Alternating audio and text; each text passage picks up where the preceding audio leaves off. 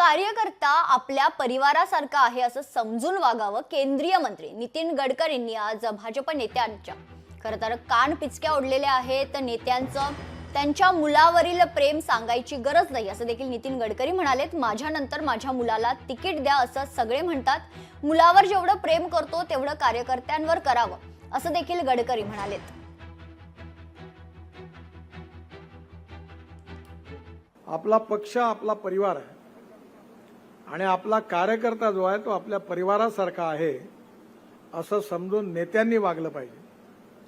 नेत्यांचं प्रेम आपल्या मुलांवर आहेच, सांगायची काही गरज नाही. त्याला तिकीट द्या म्हणते सगळे नेते. माझ्यानंतर माझ्या मुलाला, आता मी माझ्या मुलाचा आग्रह करत नाही, त्यामुळे अनेक लोकांनाही प्रश्न पडला की आता आपल्या मुलाचं तिकीट कसं मागायचं.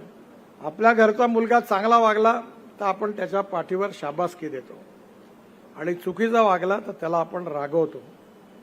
तसंच कार्यकर्त्याला एकट्यात बसून त्याला समजून सांगितलं पाहिजे की तुझं हे वागणं बरोबर नाही, तू असं वागू नको, आणि त्या कार्यकर्त्यावर परिवारासारखं प्रेम केलं पाहिजे. लोकशाही मराठी ऐका, पहा, जागरूक रहा.